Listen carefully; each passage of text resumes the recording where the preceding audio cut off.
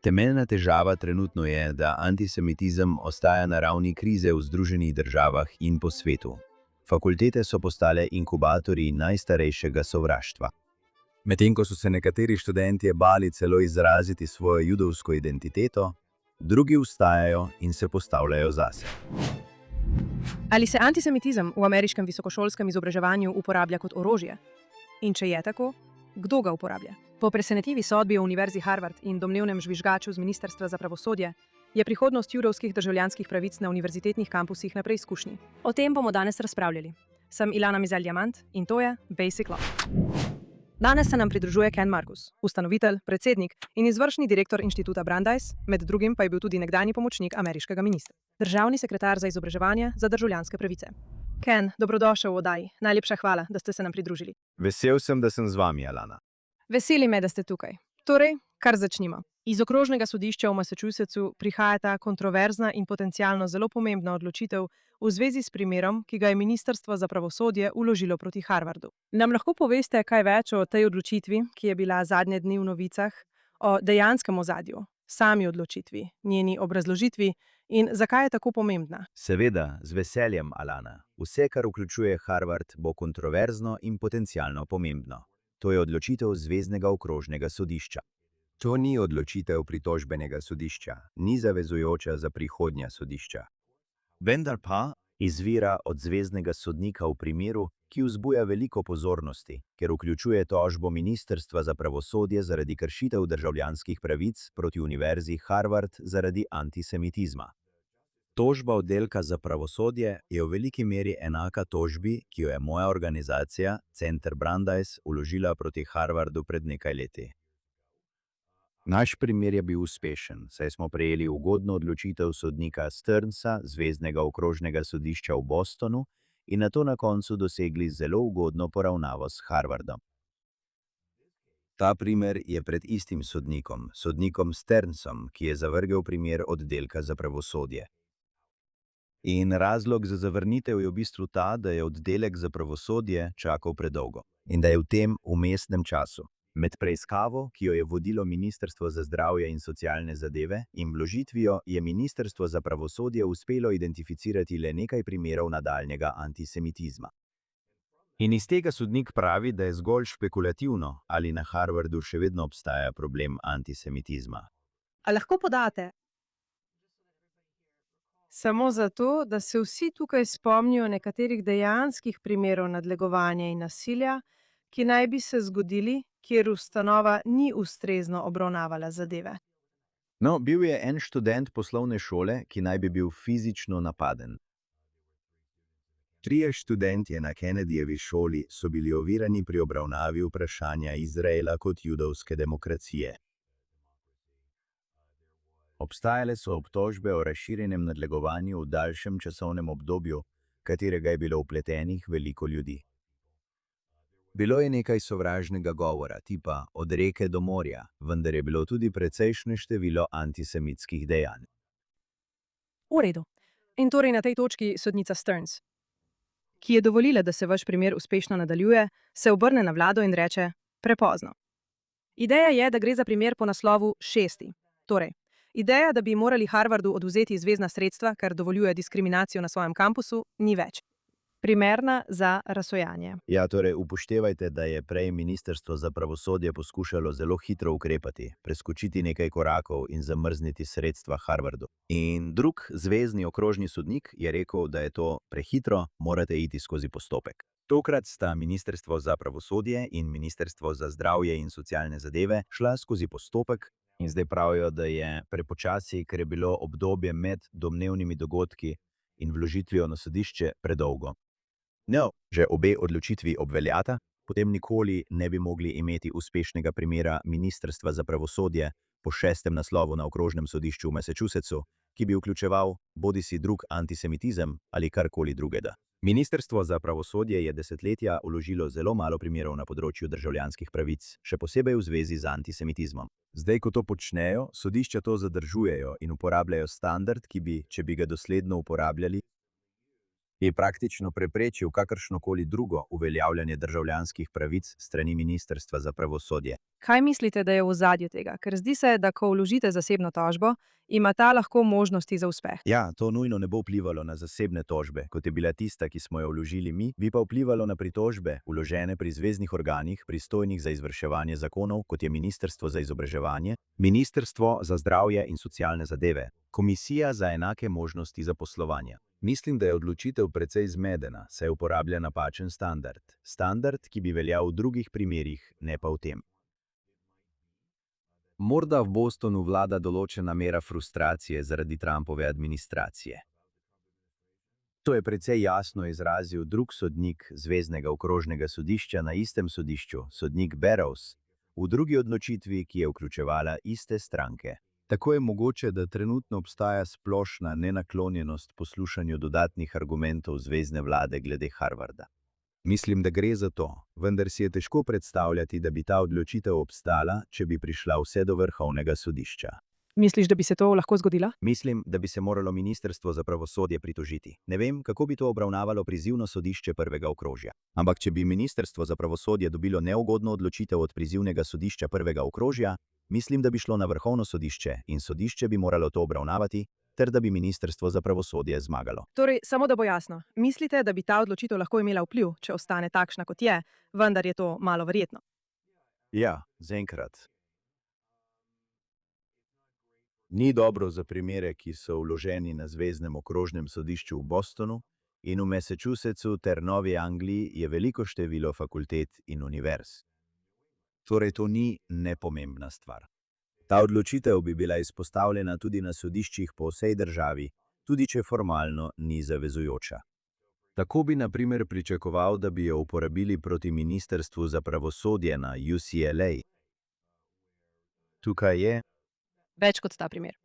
predsednica Andrea Lucas iz Komisije za enake možnosti zaposlovanja je proti UCLA vložila prijavo v času protestnih taborov. Konec leta 2023, v začetku leta 2024. Po napadih Hamasa 7. oktobra in protestih, ki so zajeli ameriške univerze in bili precej intenzivni na UCLA. Lucas je to takrat videla. Bila je komisarka in EEOC je sprožil preiskavo. Ta preiskava je takrat privedla do ugotovitev o kršitvah strani UCLA.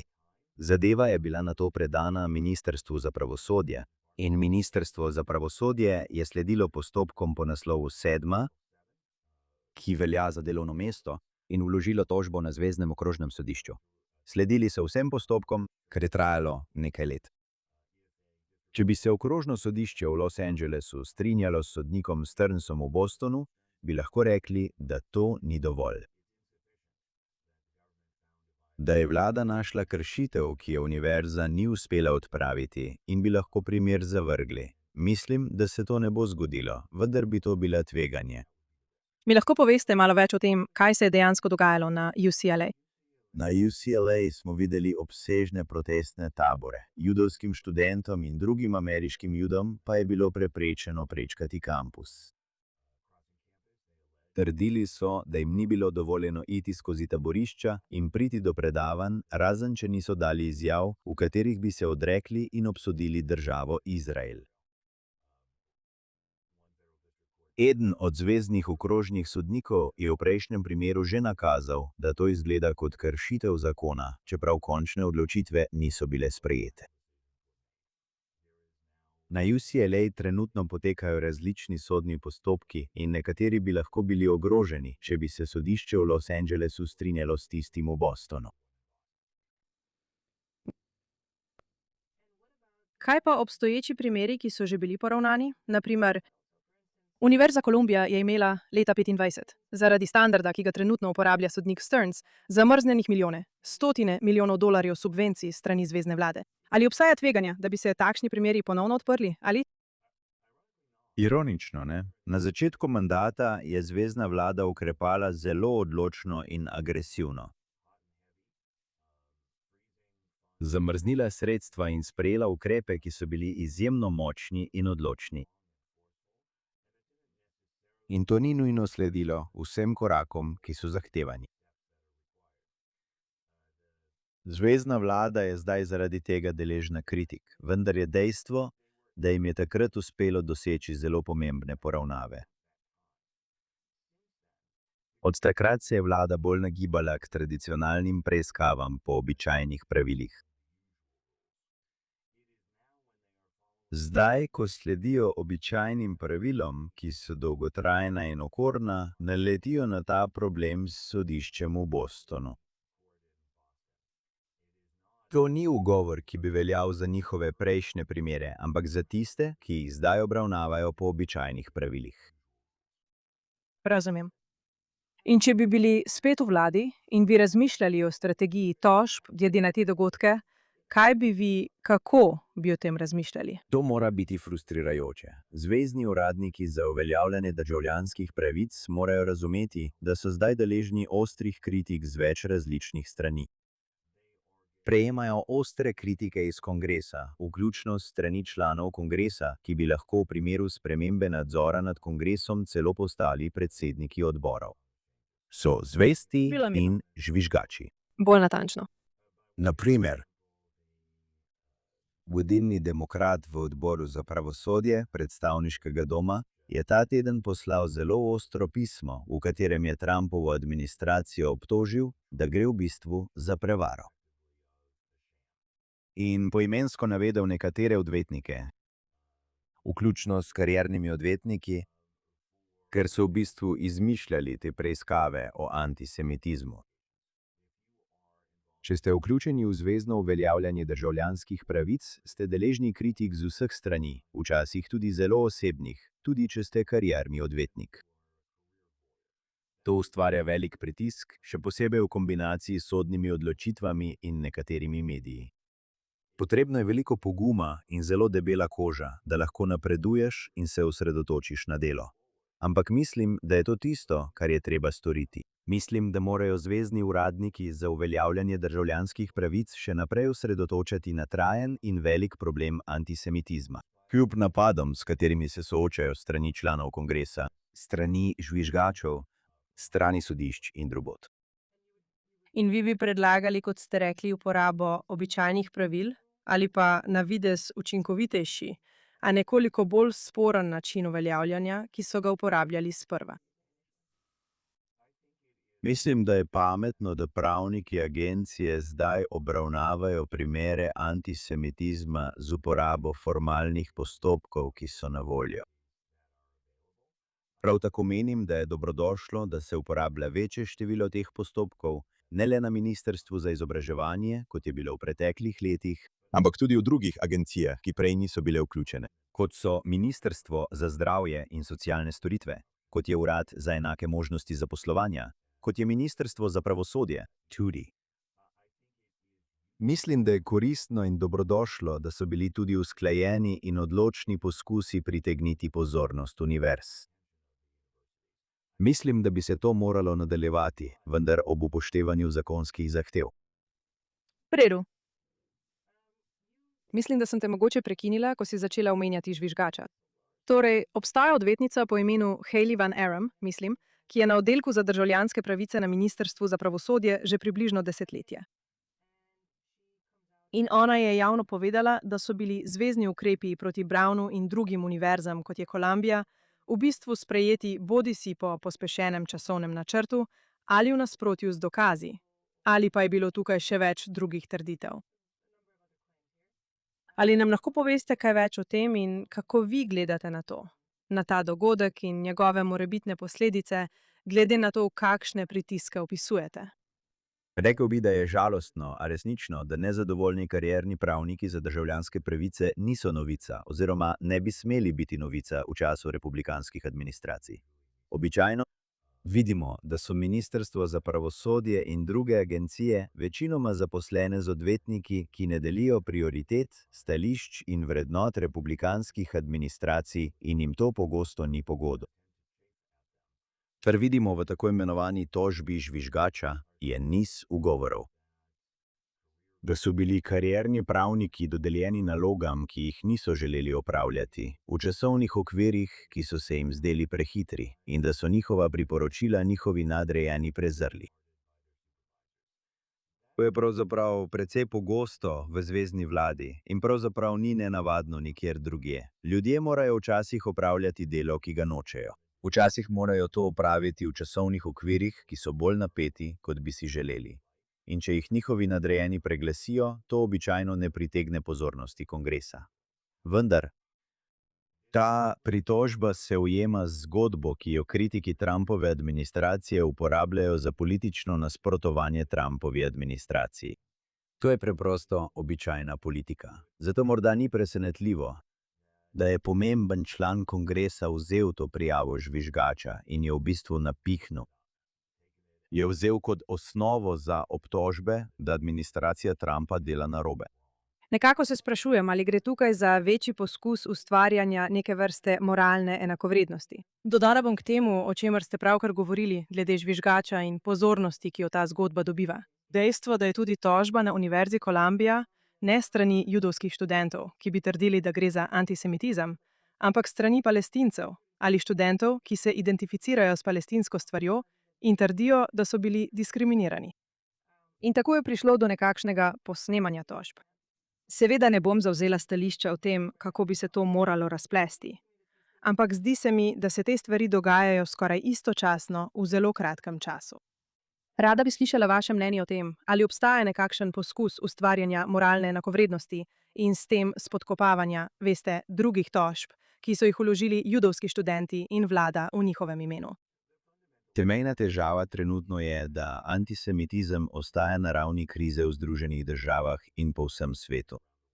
Morda na univerzitetnih kampusih ni taborišč, vendar vidimo nasilje na ulicah, vidimo napade na sinagoge. Vidimo, da so ustanove osnovnega in srednjega šolstva v slabšem položaju kot kdajkoli prej. Prav tako pa se pojavljajo težave v drugih sektorjih, kot sta zdravstvo in sindikati. Zdaj je treba nadaljevati z intenzivnim osredotočanjem na razkrivanje, boj proti in odpravljanje tega antisemitizma. Nekateri ljudje poskušajo na različne načine odvrniti pozornost tistih med nami, ki se proti temu borimo. To so lahko politična prizadevanja kritikov trenutne vlade, lahko so tudi pravna prizadevanja protiizraelskih aktivistov. Vsi morajo biti premagani in osredotočiti se moramo na napredek. Kar zadeva primer Kolumbije, sta v resnici dva dela. Tožniki v primeru Kolumbije so trdili, da so bili študenti Kolumbije, ki so bili fizično napadeni, ker so muslimani in ker so Palestinci. Če to drži, bi morali dobiti svojo priložnost na sodišču. Povsem mogoče je, da obstaja kraj, kjer sta prisotni tako antisemitizem kot diskriminacija muslimanov. In vse to je slabo. Vsi bi morali imeti enako zaščito. Toda ista tožba je bila uporabljena tudi za spodkopavanje prizadevanj v boju proti antisemitizmu. Tega se je treba upreti. Ker v resnici ni nobene enakovrednosti in eno nima nič skupnega z drugim. In kar potrebujemo tako za skupnost kot za zvezno vlado in sodišča je, da ostanemo osredotočeni na bistvo, kar je izkoreninjenje tega zla, antisemitizma, ki se širi z visokošolskih kampusov na druge sektorje. Ali menite, da dejansko izvira na visokošolskih kampusih in se od tam širi naprej? Torej, v Združenih državah smo videli, da je v ameriško družbo prišlo prek različnih poti, kot so univerzitetni kampusi, pa tudi morda internet in digitalni mediji. In potem se iz teh področji očitno širi naprej. Visokošolske ustanove so postali inkubatorji najstarejšega sovraštva. In vidimo, da visokošolske ustanove izobražujejo učitelje za osnovne in srednje šole v proticionistični propagandi. Širijo antisemitizem v šole po vsej državi. Vidimo tudi, da se kampusni tip antisemitizma levega, proticionističnega tipa širi prek sindikatov in drugih. Lahko malo bolj razložite, kaj se pojavlja v osnovnih in srednjih šolah ter prek sindikatov ali drugih organizacij? V osnovnih in srednjih šolah zdaj opažamo stopnje antisemitizma, ki so podobne tistim, ki smo jih pred nekaj leti videli na univerzitetnih kampusih. Ni še na ravni visokošolskih ustanov, vendar je zagotovo slabše, kot smo kdajkoli prej videli, in to precej. Pojavlja se v različnih oblikah. Del tega je, da srednješolci posnemajo vedenje svojih starejših bratov in sester ter vzklikajo od reke do morja med protestnimi odhodi iz razredov. Del tega vključuje odobrene učne načrte, kot so osvobojene etnične študije v nekaterih kalifornijskih učilnicah, ki zavzemajo ozko in negativno stališče do judovske identitete in Izraela. Del tega vključuje sindikate učiteljev, ki širijo protiizraelska stališča in izobraževalne materiale, ki so še slabši od tistih, ki jih sprejemajo nekatera šolska okrožja. Torej gre za različne oblike antisemitizma. Nekatere širijo učitelji sami in njihovi sindikati. In to se dogaja po vsej državi ali obstajajo določena žarišča? Torej, to opažamo po vsej Kaliforniji. Pravzaprav Brandeisov center toži državo Kalifornijo zaradi širjenja antisemitizma po njenih šolah. To smo videli tudi od Georgije do Massachusettsa in New Yorka. Imamo primere v vseh teh krajih. In opažamo, da se pojavlja tudi drugje. To je očitno nacionalni problem. Ali se tudi zvezna vlada loteva teh ustanov ali se osredotoča na visokošolske ustanove? Zvezna vlada se je veliko bolj osredotočila na visokošolske ustanove.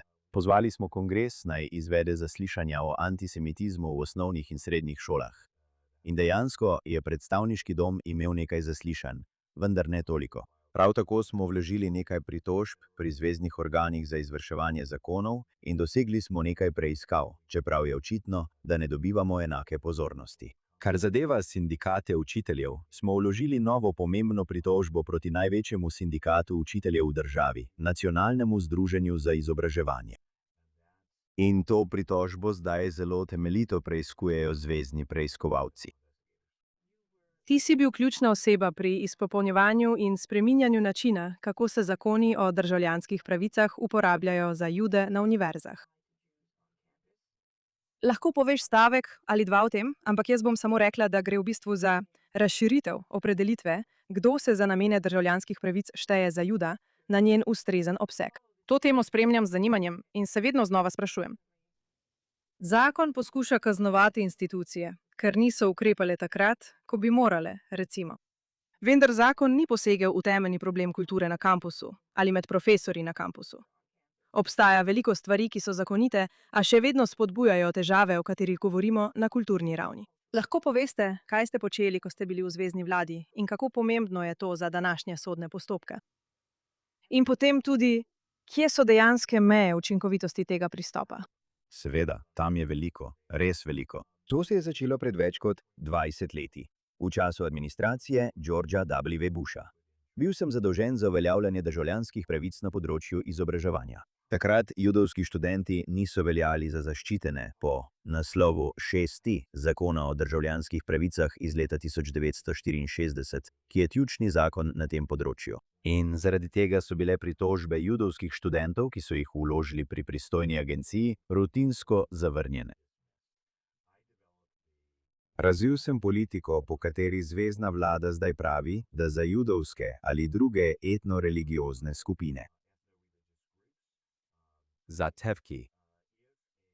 Če ima skupina skupno etnično ali predniško ozadje in tudi skupno vero, dejstvo, da ima skupno vero, ne more odvzeti pristojnosti agenciji. Z drugimi besedami, Judje so verska skupina, hkrati pa tudi etnična skupina in narod. In ker nas povezuje skupna pripadnost ljudstvu, imamo pravico do zaščite državljanskih pravic, podobno kot druge skupine, kot so Afroameričani, Hispanoameričani ali Arabci v Ameriki. To je bila nova politika pred nekaj več kot 20 leti, vendar jo je od takrat naprej v veliki meri sprejela vsaka predsedniška administracija. Postavili ste vprašanje o strategiji. Na začetku vsi naši primeri so se osredotočali na institucije, kot so Harvard, MIT in Berkeley, ki so dopuščale sovražno okolje za judovske študente. Na podlagi prepričanja, da se nam ni treba boriti proti vsakemu posameznemu incidentu, ampak da je treba celotne institucije poklicati na odgovornost, da bi v prihodnje same reševale takšne težave. Še vedno si za to prizadevamo, vendar ukrepamo tudi proti nekaterim krivcem in nekaterim organizacijam, ki zastrupljajo kulturo.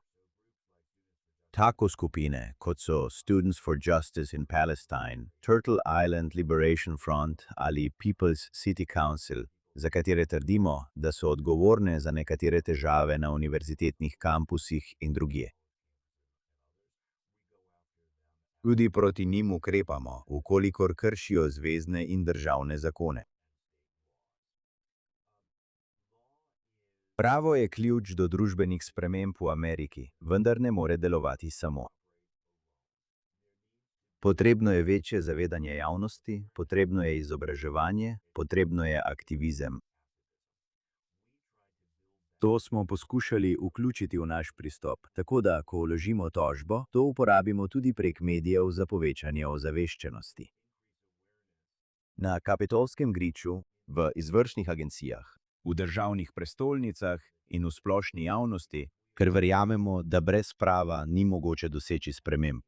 Vendar pravo samo po sebi ne zadostuje. V bistvu poskuša zvezna vlada trenutno s svojimi tožbami groziti, prepričevati ali kaznovati institucije, ki prejemajo zvezna sredstva, da bi jih pripravila do tega, da ravnajo na določen način. Zato bi rada resnično razpravljala o pomenu zveznega financiranja za te institucije, ki imajo seveda veliko tradicijo in ogromne sklade, ter zakaj je, ali bi lahko bilo, to učinkovito orodje, ki ga uporablja zvezna vlada. In drugo vprašanje se v resnici vrti okoli dejstva, da se administracije spreminjajo. Torej, veste, institucija, če si zasluži kazen in jo ena administracija tudi kaznuje, bi lahko čez nekaj let druga administracija sredstva spet povrnila. Ali to na nek način spodkopava učinkovitost ukrepov zvezne vlade? Vodje univerz, tako kot korporativni vodje v Ameriki, običajno razmišljajo kratkoročno. Če predsednik univerze meni, da bo letos prišlo do uničujočega finančnega udarca, ga to ne bo potolažilo. Čez nekaj let bi lahko bilo za njihovo ustanovo več dobrih let, vendar razmišljajo o tem, kako bodo njihovi skrbniki reagirali tukaj in zdaj. Financiranje je ključno za državljanske pravice v izobraževanju. Ljudje se pritožujejo, zakaj Trumpova administracija zadržuje financiranje univerz. No, tako ta postopek deluje. In povedal vam bom, zakaj deluje. V 60. letih prejšnjega stoletja, ko je kongres prvič razvijal ključne zakone o državljanskih pravicah, ki jih uporabljamo še danes, so člani kongresa spoznali, da jim ustava ne dovoljuje, da bi univerzam ali javnim šolam naložili kakršnekoli omejitve, ki bi si jih zaželeli. In ne pozabite, da je bil njihov glavni poudarek takrat rasna segregacija v osnovnih in srednjih šolah. Vse druge zadeve pa so bile drugotnega pomena. Torej vprašanje, s katerim so se soočili, je bilo, kako lahko pripravimo zakonodajo, ki bo dejansko vplivala na segregacijo in na splošno na uveljavljanje državljanskih pravic ter bo zdržala na sodišču. In prišli so na precej domiselno idejo, ki je naslednja. Ne bomo le povedali javnim šolam ali univerzam, da morajo spoštovati pravila o državljanskih pravicah. Naredili bomo dve stvari. Prvič, rekli bomo, da če sprejmete zvezni denar, bodo s tem povezani pogoji. V bistvu boste morali kot pogoj za ta sredstva soglašati, da boste spoštovali zahteve glede državljanskih pravic. Potem pa drugič, začeli bomo vlagati ogromne količine davkoplačevalskega denarja v izobraževanje na vseh ravneh. Toliko, da bodo izobraževalne ustanove postale odvisne od tega. In ne bodo pripravljene reči, da ne bodo sprejele pogojev, ki so s tem povezani. Trenutno, če bi velika raziskovalna univerza rekla, da nočejo imeti opravka s trenutno interpretacijo zakonov o državljanskih pravicah strani te administracije, bi se lahko izognili mnogim, če ne vsem, preprosto tako, da bi rekli, da ne bomo vzeli denarja. In obstajajo nekatere manjše krščanske ustanove, ki iz načela ne sprejemajo zveznega denarja. Toda velike raziskovalne univerze so postale tako odvisne od tega, da te odločitve preprosto ne bodo sprejele. Kaj menite, kateri so nekateri veliki in pomembni primeri, ki se obetajo na področju civilnih pravic proti fakultetam in univerzam? Na nek način je trenutno največji primer Stand With Us proti Tehnološkemu inštitutu Massachusetts. To je bil velik udarec za judovsko skupnost. In če se vrhovno sodišče odloči, da ga bo pregledalo, bi to lahko bila priložnost za razveljavitev. Obstaja še veliko drugih uspešnih primerov. Lahko poveste kaj več o tem? Ne moram reči, da je precej tehnično. Ni tako, kot ljudje mislijo, da je. Ni šlo, na primer, za primer svobode govora. To ni bila težava. Vprašanje na MIT je bilo v bistvu, ali je univerza ustrezno odgovorila na antisemitizem, za katerega je vedela. Uporabljen izraz je bil namerna brezbrižnost. Ali je bila univerza namerno brezbrižna do tega, kar se je dogajalo pred njihovimi očmi? Način, kako je sodišče uporabilo ta standard, je bil verjetno napačen. Verjamem, da je bilo to napačno. Toda, ali bo vrhovno sodišče menilo, da je ta zadeva vredna njihovega časa in pregleda, je vprašanje, ki ga bomo zdaj spremljali. Hkrati vidimo pomembne primere od UCLA do MIT in po vsej državi. Čeprav ne dobivajo več enake pozornosti v medijih kot morda pred letom ali dvema, je veliko teh primerov pomembnih. Enako pomembne kot odločitve so tudi poravnave. Dosegamo pomembne poravnave na krajih, kot je Reed College, ki prinašajo velike spremembe v načinu delovanja teh visokošolskih ustanov. Vse to se dogaja. Medtem ko govorimo, čeprav ne bom imenoval ustanov, vam lahko povem, da odvetniki Brandeis centra trenutno vodijo pogajanja z več ustanovami, vključno z večjimi univerzami in manjšimi visokošolskimi ustanovami. Toda kakšne vrste rešitve se pojavljajo v poravnavah? Kakšne so narave? Razlikujejo se, vendar imajo običajno močnejši dogovori več sestavnih delov. Dobri zahtevajo, da institucija uporablja delovno definicijo antisemitizma Mednarodne zveze za spomin na holokaust. Ne samo za izobraževalne namene, ampak tudi za ocenjevanje vedenja. Jasno povedo, da je treba napade na cioniste obravnavati kot kršitve državljanskih pravic in da cionizem ni zgolj politično stališče, ampak tudi del judovske identitete za mnoge Jude. Lahko vsebujejo določbe, ki vzpostavijo bodisi neodvisnega nadzornika ali vsaj nekakšnega nadzornika, da se zagotovi spoštovanje pogojev. Lahko ustvarijo nova delovna mesta, kot je koordinator za izvajanje naslova 6, ki se osredotoča na vprašanja proti antisemitizmu. Pogosto vključujejo usposabljanja o antisemitizmu in anticionizmu. Običajno je potreben celovit paket ukrepov in vključevati mora posebne sestavine, ki se nanašajo na to, kar se je dogajalo na določeni fakulteti ali univerzi. Povedal bom, da obstajajo tudi dobre novice. Najprej odpor. Odpor je močnejši kot kdajkoli prej. Brandeisov center je zdaj večkrat večji, kot smo bili 7. oktobra, in obstaja še veliko drugih organizacij, ki se borijo. Drugič, po mojem mnenju, visokošolske ustanove ne opravljajo svojega dela brezhibno, vendar se na antisemitizem odzivajo veliko bolje kot pred nekaj leti. Prizadevanje judovskih organizacij, kot je naša, zveznih organov pregona in kongresa, vsekakor imajo vpliv. In tretjič, medtem ko so se nekateri študentje bali celo izraziti svojo identiteto kot Judi, drugi se postavljajo zase. In vidimo novo generacijo judovskih voditeljev, vključno z nekaterimi zelo mladimi, celo srednješolci, zagotovo pa študenti, ki se postavljajo zase in se borijo. To je tisto, kar moramo videti. In to je tisto, kar bo preveselo tehtnico, če jo bo sploh kaj. Želim vam in mnogim drugim veliko uspeha pri uresničevanju tega poslanstva. In še enkrat, hvala, da ste prišli v oddajo. Hvala, Alan, z veseljem.